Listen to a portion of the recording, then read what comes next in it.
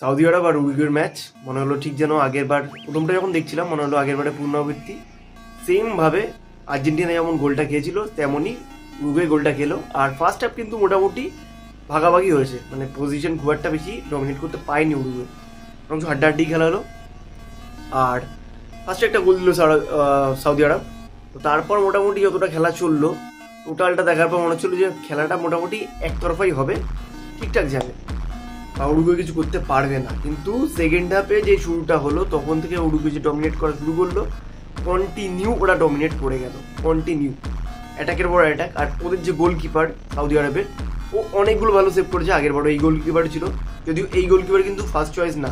হ্যাঁ, মানে ফার্স্ট ডিভিশনে খেলেই না সৌদি আরবে, এ কিন্তু সেকেন্ড ডিভিশনে গোলকিপার। দেখে হয়তো মনে হয়নি, কিন্তু সেম ট্রাস্ট রেখেছে। আর ট্রাস্টের অবদানটা রাখলো আজকে। মানে টোটাল যা খেলা হলো তাতে এতগুলো সেভ করেছে, হয়তো অনেকগুলো গোল খেত। ডিফেন্সও ঠিকঠাক ছিল, কিন্তু সেকেন্ড হাফে টোটাল ডমিনেট করেছে উরুগুয়ে। আর যে পরিমাণ সেভ দিয়েছে তাতে বলা যেতেই পারতো 3 থেকে 4 গোল কিন্তু ইজিলি হতো। যাই হোক, মনে হচ্ছিল একটা সময় যে আবার হয়তো আর্জেন্টিনার মতো চলেও মানে হেরে যাবে উরুগুয়ে। আর সৌদি আরবের তো জানা কথা, সাউথ আমেরিকান টিম দেখলে একটু জ্বলে ওঠে, সেম জ্বলে উঠেছিল। খেলাটা শেষমেশ 1-1 ড্র হলো।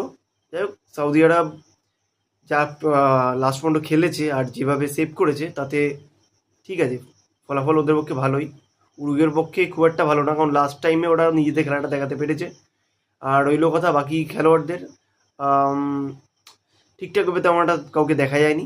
সে একদম শেষের দিকে 70 মিনিটের পর থেকে ওদের মনে হচ্ছে খেলাটা শুরু করেছে, সেই সময়টুকু একটু দেখা গেছে।